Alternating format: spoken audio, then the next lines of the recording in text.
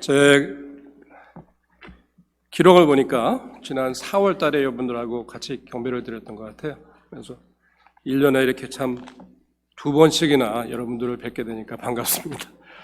아마 제가 또 다음 주에도 또 와서 말씀을 전해야 되는 것 같은데, 제가 알기로는 목사님께서 지금 한 2달 동안 안식달이라고 했었죠. 이렇게 뭐 휴가 이렇게 했는데 참 잘하셨어요. 당회에서 이렇게 결정을 하셨는데, 제가 팬데믹이 끝나면서 이렇게 교회 상황을 좀 살펴보니까 목사님들이 참 많이 지쳐 있어요. 3년 동안 그 팬데믹 동안은 전혀 뭐 신학교든 어디서 훈련 받지도 못했던 그런 사역을 해왔잖아요, 그죠? 그리고 또 참 어려운, 나름대로 어려움도 겪었는데, 특별히 우리 이민교회 목사님들을 보니까 이민교회 목사님들이 참 많이 지쳐 있는 모습이더라고요. 근데 문제가 우리 이민교회 목사님들이 잘 쉴 줄을 몰라요. 휴가들을 할 줄 몰라요. 저는 이민 목회하다가 이제 미국 사람들 상대로 목회를 하니까요, 꼭 여름철이 들어오면 저한테 물어보는 질문이 있어요. 그건 뭐냐면, Mark, when are you going to take your vacation? 언제 휴가를 할 거냐는 겁니다. 그래서 참 꼭 휴가가 또 쉼이 필요하다는 것을 이렇게 강조를 하는데, 제가 전에도 말씀드렸지만요, 목사님 휴가 드리는 거는 궁극적으로 목사님 위해서도 있지만 여러분들을 위해서 하는 거예요. 왜냐하면 목사님이 지치고 탈진되면은 손해는 누굽니까? 여러분들이죠. 그래서 목사님이 좀 이렇게 휴가를 가시고 어떤 면에서 재충전하셔서 돌아오시면 또 여러분들이 또 그만큼 혜택을 받는 겁니다. 그러니까 꼭 목사님이 좀 지쳐 보이고 그러면은 목사님 좀 일주일에도 어디 좀 휴가 좀 하세요. 그렇게 꼭 권유를 해주시기 바랍니다. 제가 좀 양해를 구할게요. 오늘은 제가 후에 여러분들하고 친교를 못 나누게 되겠습니다. 저 레이크 타호에 저희 그 교단 수양관이 아주 좋은 수양관이 하나 있는데, 제가 수요일까지 이사회에 참석하기 때문에 제가 예배 마치자마자 공항으로 직행을 해야 될 것 같습니다. 여러분들 예배 후에 아주 좋은 또 친교 피차 나누시기를 바랍니다. 이런 말이 있죠. 하나님은 참새에게도 먹을 것을 주신다. 그러나 먹을 것을 둥지에 갖다 주시지는 않는다. 한번 좀 생각해 볼 말 같아요. 하나님은 참새에게도 먹을 것을 주신다. 그러나 먹을 것을 둥지에 갖다 놓으시지는 않는다.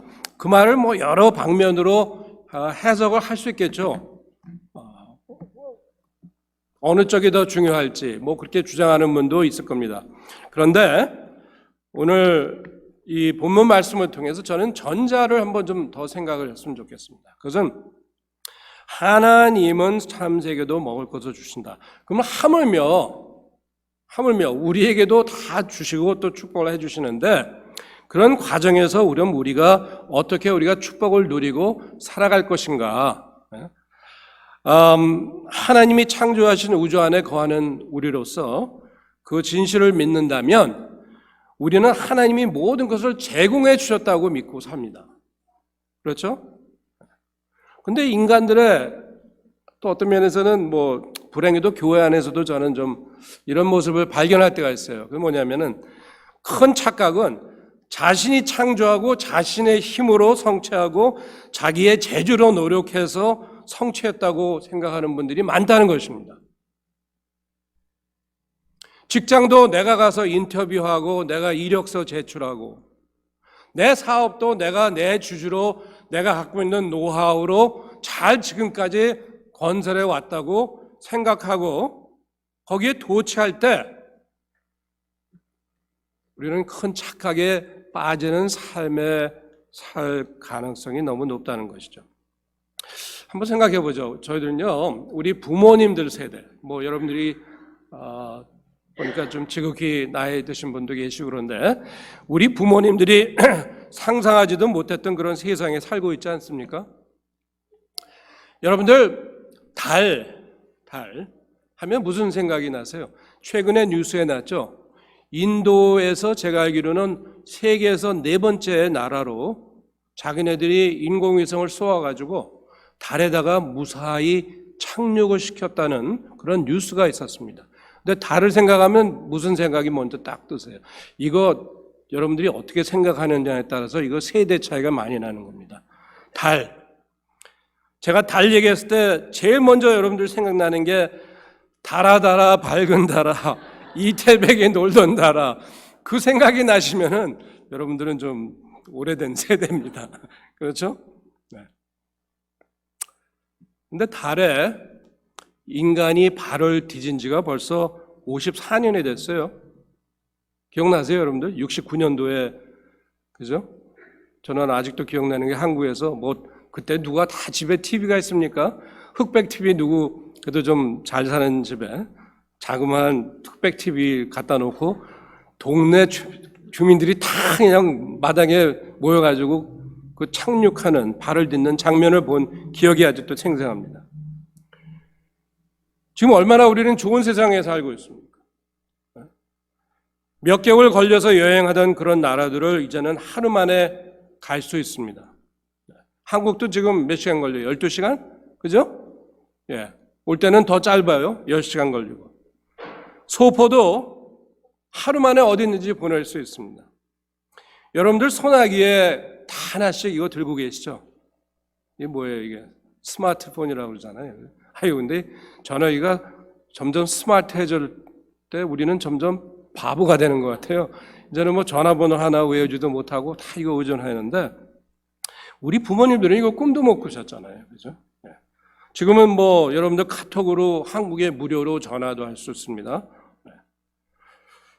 근데 참 우리가 살아가면서 우리 지금 갖고 있는 우리가 성취한 모든 것을 우리가 했다고 하나님이 필요 없다고 우리 자신만이 할 수 있다고 생각할 때는 정말 너무나도 엄청난 그런 착오에 빠져간다는 것입니다.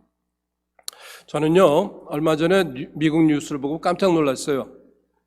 왜냐면은 미국 뉴스에서 다큐멘터리를 했는데 그게 뭐냐? 한국이 이 미국 세계의 어느 나라보다도 이 복제 기술, 복제가 뭡니까? 클로닝이잖아요. 그죠? 그 세포를 그대로 떼어가지고 만든다는 겁니다. 근데 이 복제 기술이 얼마나 발달했냐면은 미국 사람들이 좀 아는 사람들은요, 근한 5만 불을 지불하고 자기가 애지중지했던 그 반려견을 복제를 하는 거예요. 그래가지고 자기가 아꼈던 개하고 똑같이 나와요. 야, 이게 좀 어떤 이런 기술이 있을지. 비싸죠? 개 때문에 5만 불을 쓴다. 야, 참 미국 사람들 대단한 사람들이에요. 근데 그러한 세상에 우리는 살고 있는 것입니다. 근데 저는 뭐 좋아요. 그런 기술이 있고 하지만 지금 제가 추측하기로는 인간도 복제를 할 수 있는 기술을 소유하되 의학 윤리가들은 절대로 반대하고 있다는 것을 제가 알고 있습니다. 우리의 생각, 우리의 노력, 아주 어떤 면에서 인간의 능력이 끝이 없는 것 같이 이제는 뭐 달이 아니라 지금 화성도 갔다 오려고 하잖아요. 근데 화성을 가려면은 그건 8개월이 걸립니다. 야, 그럼 8개월 동안 먹을 거, 연료, 뭐 가서 뭐 하고 그런 갔다 오면은 그건 2년이 걸린다는 소리인데 갔다 오면은 그런 기술을 지금 계속 발달하고 있는 거예요. 근데 우리가 그러한 세상에 살면서 그러면 하나님은 우리의 삶의 어떠한 모습을, 어떠한 존재를 차지하고 있는가? 오늘 우리 출애굽은 뭐 근 3,000년 전에 일어난 이스라엘의 역사입니다. 근데 그 본문은요, 하나님께서 이스라엘 백성을 이제 그 애굽에서 출애굽하시고 이제 광야에서 40년 동안 광야에서 헤매다가 이제 약속의 땅으로 들어가는데 한번 상상을 해보세요. 얼마나 이게 어려운 행진이었을까? 여러 학자들 추측으로는요. 그러면은 그 숫자가 얼마나 될까? 추측으로는 근 200만이 될 것이다. 그렇게 많은 학자들이 생각하고 있어요. 그러면은 광야에서 돌아다니면서 뭐 농사를 할 수가 있어요. 뭐 재배를 하려면 또 시간을 걸려야 되는데 그게 아니잖아요. 그죠? 하나님이 여기 머무라 그러면 머물다가 다음 곳으로 행진하라 그러면 가야 되고 또 그렇게 움직였는데 이 출애굽할 때는 얼마를 갖고 나온다 하더라도 애굽 백성들이 뭐 많은 걸 줬죠. 그렇지만 그것은 그들의 필요한 자원에는 충당할 수 없는 그런 상황에 있었습니다. 그러면 하나님께서 이 이스라엘 백성을 어떻게 인도하셨는가? 여기 오늘 9절에 나와 있죠. 16장 우리 본문 말씀에 보니까 뭐라 그랬어요? 13절에 저녁에는 메추라기가 와서 진에 덮이고 아침에는 이슬이 진 주위에 있더니 그랬습니다. 메추라기는 뭐 우리가 잘 알죠. 고기잖아요. 근데 이 만나는 뭐였는지 우리가 잘 몰라요. 왜냐하면 지금 뭐 있지도 않고 그죠? 우리는 추측할 수 있는데 여기 보니까는 뭐 지면에 작고 둥글며 서리같이 가는 것이 있느라 영어로 하면은 그 웨이퍼라는 쿠키가 있죠. 그런 웨이퍼 같은 것이다 이렇게 추측을 하는데 하나님께서 그것을 매일 공급해 주셨다는 거죠. 근데 여기에 스토리에 하나님의 하시고자 하는 목적이 있습니다. 그것은 뭐냐? 여기 16절에 보니까 여호와께서 이같이 명령하시기를 너희 각 사람은 먹을 만큼 이것을 더올지니 곧 너희 사람 수요대로 한 사람에게 한 오멜씩 거두라 했습니다. 그 오멜이 얼마입니까? 여러분들 마켓에 가셔 우유를 사시면 갤런 사이즈가 있죠. 한 요만한 그거 한 반 정도 사이즈가 오멜입니다. 그러면은 그 만나를 거두어서 그것을 그날 아침에 거두어서 먹고 그날을 지났는데 이거 보니까 그 다음 날은 또 있는 거예요. 그래서 여기 18절에 보니까 오멜로 되어 본즉 많이 거둔 자도 남음이 없고 적게 거둔 자도 부족함이 없이 각 사람은 먹을 만큼만 거두었더라 했습니다. 이게 참 아주 하나님의 그 하시는 일이 참 오묘하잖아요. 그죠? 그래서 그날 먹을 거를 내가 아무리 많이 거둬도 먹다 보니까 또 그렇게 됐고 적게 거둔 것 같은데도 또 그날 또 먹을 만큼 충분하고 하나님의 참 축복하고 하나님께서 그 이스라엘 백성을 유지시키시고 하나님께서 그들을 인도하시는데 그 아주 오묘한 그 역사하심을 여기 우리는 목격하고 있는 것입니다. 근데 여기 문제가 생겨요. 하나님의 문제가 아닙니다. 그건 인간의 문제입니다. 여기 19절에 보니까 뭡니까? 모세가 그들에게 이르기를 아무든지 아침까지 그것을 남겨두지 말라 하였으나, 그렇죠? 먹고 남은 거를 그 다음까지 두지 말라는 겁니다. 근데 20절을 보니까 그들이 모세에게 순종하지 아니하고 더러는 아침까지 두었더니 벌레가 생기고 냄새가 난지라 모세가 그들에게 노하니라 그랬습니다. 참 묘한 장면입니다. 하나님께서 만나로 그들을 먹여주시는 장면. 그럼 왜 하나님께서 이런 지시를 하셨을까? 그 답은요, 우리 신명기 8장 16절 19절에 나와 있습니다. 제가 한번 읽어볼게요. 내 열조도 알지 못하던 만나를 광야에서 내게 먹이셨나니 이는 다 너를 낮추시며 너를 시험하사 마침내 내게 복을 주려 하심이었느니라. 또 두렵건대 내가 마음에 이르기를 내 능과 내 손의 힘으로 내가 이 재물을 얻었다 할까 하노라. 내 하나님 여호와를 기억하라. 그가 내게 재물 얻을 능을 주셨음이라 같이 하심은 내 열조에게 맹세하신 언약을 오늘과 같이 이루려 하심이라. 모세가 그 답을 이스라엘 백성에게 주었습니다. 그래서 뭐냐? 아침마다 이스라엘 백성들이 하나님을 여호와를 의존해야 한다는 그 진실을 하나님께서 그들에게 보여주고 계신다는 것입니다.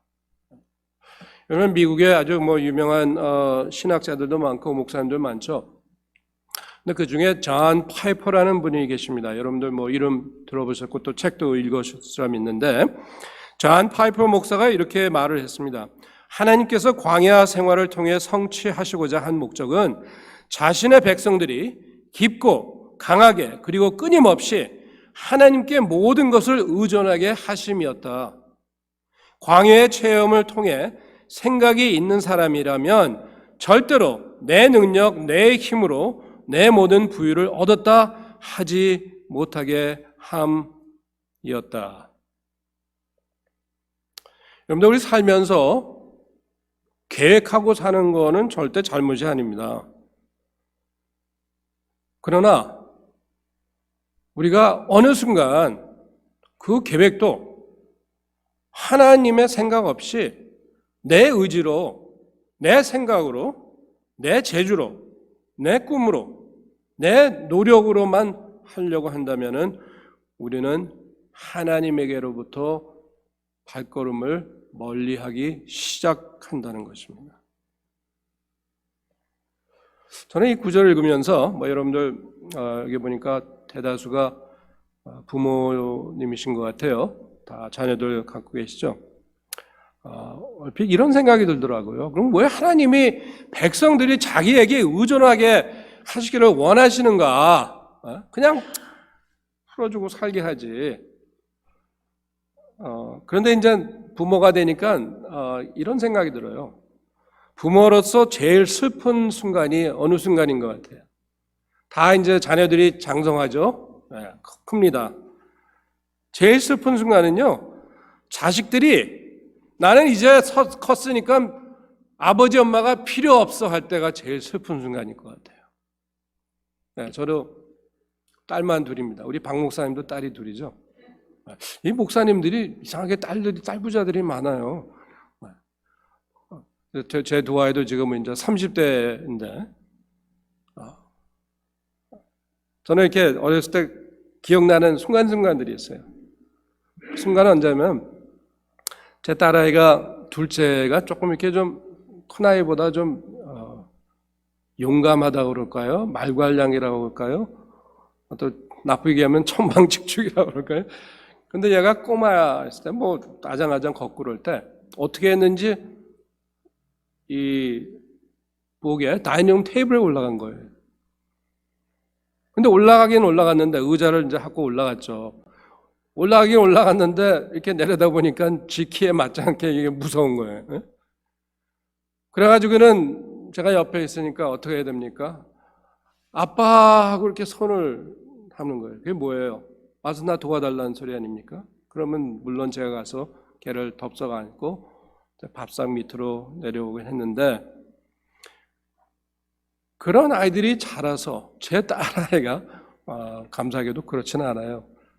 이제는 제가요 직장 생활도 하고 이제 수입도 괜찮게 벌고 하니까 이제 아빠와 엄마 필요 없어. 나 혼자 가서 살게. 야, 그렇게 한다면 이게 얼마나 이게 정말 상상하지도 못하는 그런 순간이에요. 근데 가만히 굉장히 좀 인간적인 그런 거를 우리 하나님과 세계와 비교한다는 게 말이 안 되겠지만 그런 생각이 들더라고요. 하나님은 우리 자녀들을 계속 하나님을 바라보면서 아버지 하고 우리가 이름을 외치고 의존하는 그런 모습을 하나님도 보시기 원한다는 겁니다. 아이고, 저희 어머니는 지금 돌아가신 지 오래됐죠. 97년도에 돌아가셨는데 제가 막내예요. 그래서 저희 어머님이 40 넘으셔서 저를 낳았다고 합니다. 아주 가족 개혁을 잘 하셔가지고 그 나이에, 그 늦은 나이에 저를 이제 낳으셨어요. 근데 제가 장성하고 결혼하고 아이들도 갖고, 근데 제가 이렇게 찾아가 뵈면은 나올 때 꼭 용돈을 주세요. 그래서 엄마, 내가 지금 저도 수입이 있고 그런데 무슨 용돈을 줬는데 그게 아니에요. 얼마가 필요해요. 어머니는 아직도 그런 걸 주시는 거예요. 그리고 또 그럼으로써 또 내가 자녀고 아들이라는 것을 자신에게는 그게 확증이 되셨던 것 같아요. 하나님의 모습을 보면 우리가 어느 순간에 우리의 삶의 어느 정점에 와 있던 하나님께서는 우리가 하나님을 바라보면서 그렇기 때문에 우리가 매일 기도하고 우리가 매일 성경 말씀 묵상하고 우리가 주일 되면 그죠? 아름다운 성전에 와서 경배하고 그러는 거 아닙니까? 그 관계를 우리는 계속 유지하고 하나님 앞에 나와서 하나님 감사합니다. 하나님 나의 주님이십니다. 그것을 우리 하나님 앞에 우리의 모습을 보여주는 것입니다. 우리 개신교에서는 우리 신앙생활의 가장 중요한 부분을 뭐라고 얘기를 합니까? 예배죠. 예배, 경배. 왜요? 하나님 앞에 나와서 적어도 이 1시간만은 정말 우리 세상에 분주하게 움직이고 했던 것을 다 뒤로 하고 한 시간만은 하나님만을 바라보는 시간. 이 시간을 하나님께서는 가장 기뻐하게 여기신다는 것입니다.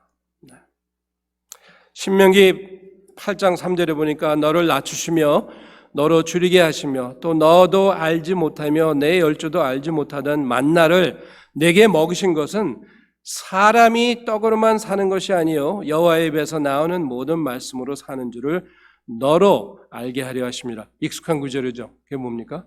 예수님께서 광야에 시험 받으실 때 인용한 구절 아니에요? 네. 어떤 면에서 우리도 우리 나름대로 우리의 광야를 지금 걸어가고 있지 않을까 그런 생각이 듭니다. 저는 제가 지금 저도 아까 우리 목사님 안식달 하시잖아요. 근데 저도 솔직히 우리 사역 40년 만에 올해 처음으로 안식달을 하기로 했어요. 그래서 이제 10월 1일 한국으로 나가서 한 6주 동안 있을 계획인데, 저는 사춘기 지나면서 이제 사춘기 때 이제 여러 가지 생각들이 많잖아요, 그죠? 문화적으로 또 내가 누구냐 이런 정체성도 있는데, 미국에서 살다 보니까 저 나름대로 좀 이렇게 씨름한 게 있어요. 그게 뭐냐면은 저는 한국 출생입니다. 한국에서 국민학교 6학년 1학기 때 미국을 왔지만 그 시대는 참 한국이 가난한 시절이었잖아요. 그죠? 지금 얼마나 잘 살고 계시는지 참 감사한데, 한국에서 태어나서 한국 사람의 모습을 갖고 한국에서 살아야 될 사람이 왜 이 먼 미국 땅에 와가지고 특별히 고등학교, 중학교, 고등학교 다니면서 사춘기 때 어떤 면에서는 이중 문화를 겪고 말입니다. 그렇죠? 집에서 나올 때는 부모님께 인사를 꼬박 드리고 하는데 미국에 학교에 가면은 미국 아이들하고 인사하면 이게 인사예요. 이게 턱을 가지고 하는 게. 낮에는 햄버거 먹니 손으로 먹는데 집에 가면 젓가락 사용하죠. 한국 음식 먹으니까. 근데 그런 이중 문화에서 왔다 갔다 하면서 왜 그럴까? 저도 지금도 그런 생각이 좀 들긴 들어요. 근데 저 나름대로 생각한 것은, 분명한 것은 우리 한국에서 태어나서 한국에서 살아야 우리가 먼 이국 땅으로 온 이유가 그저 우리가 세계에서 뭐니 해도 가장 부유한 이 나라에서 잘 먹고 잘 살고만 하는 것은 아니라는 것입니다. 이제 저 나름대로 제 신앙 여정에서 또 목회의 사명감을 받으면서 저 나름대로 생각한 것은 100여 년 전에 이 미국 장로 교단이 선교사를 파송해서 우리 조국도 이 장로교 신앙이라는 것을 받게 되었는데, 이제는 거꾸로 어떤 면에서는 그 장로, 저는 미국 와서 예수를 믿었지만 어떻게 됐든 그 한국 사람의 그 정체로서 미국 땅에서 저 나름대로 이 미국 장로교단이라는 미국 장로교단의 어떠한 한 몫을 감당하도록 하나님께서 나를 미국으로 보내셨다 하는 그런 생각이, 그런 소명감이 조금씩 들어서게 되어서 지금까지 오게 된 것입니다. 근데 여러분들 평신도라도 여러분들 미국에 오셔서 여러분들 나름대로 하나님께서 주신 목적이 있을 겁니다. 저는 또 감사한 것은 한국에서는 무종교였어요, 저희 가족이. 제가 종교 체험이라고 기억하는 거는 저희 어머님 손잡고 절간에 2번 간 기억밖에 없습니다. 근데 미국에 오니까 교회 와야지만 한국 사람을 볼 수 있었거든요. 그때는 어떻게 해요? 교회 와야죠. 한국 사람들 좀 보고 살아야 될 거 아닙니까? 그러다가 이제 예수를 믿게 됐는데 이게 얼마나 감사한지. 제가 한국에 계속 살았으면 모르겠어요. 제가 뭐 불교 신자가 됐을지 뭐 어떻게 됐지. 그러나 하나님께서 나를 미국으로 인도하시고 여기서 교회를 다니면서 예수를 믿는 여러분들 중에서도 그런 분들이 많이 계실 겁니다. 미국 와서 교회 생활하다 보니까 예수를 믿게 되신 분도 많을 거예요. 그 자체 하나만 해도 미국에 하나님께서 데려오신 이유가 있지 않을까, 목적이 있지 않을까.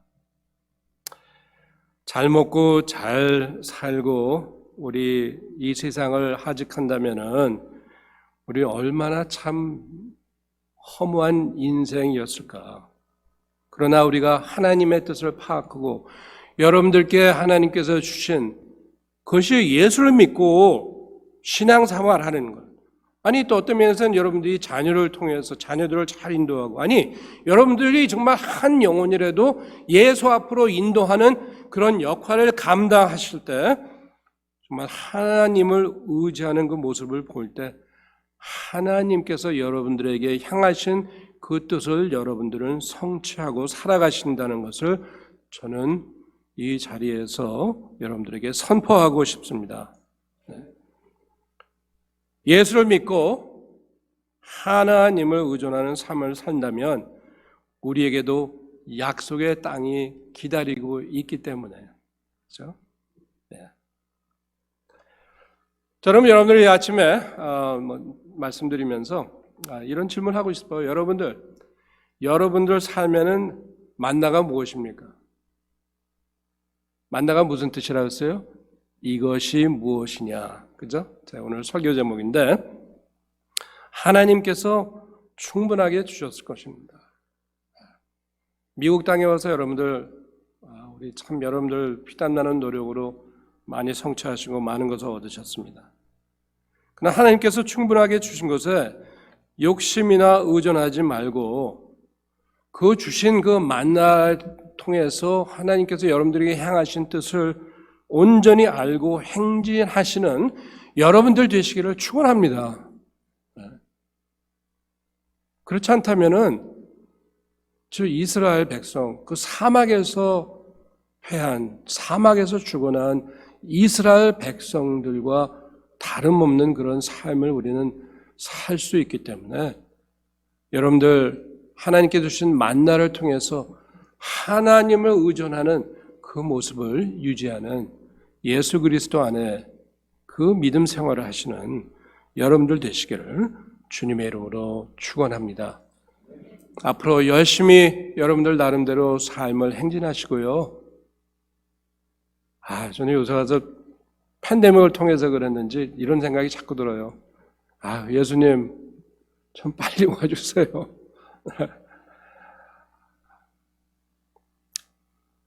그러면서 이런 기대를 해봅니다. 정말 우리가 상상하지도 못할 그 천국에 우리가 입성했을 때 서로 이렇게 바라보면서 참 기쁜 모습으로 우리 주님 앞에 찬양하고 경배드리는 그 모습, 그 시간 얼마나 참 이건 상상하지도 못할 그 영광스러운 시간을 참 기대를 해봅니다. 여러분들도 광야에 가는 여정에서 언젠가 입성하는 그 약속의 땅을 고대하면서 정말 하나님만을 의존하는 여러분들 되시게 주님의 이름으로 간절히 축원합니다. 주님,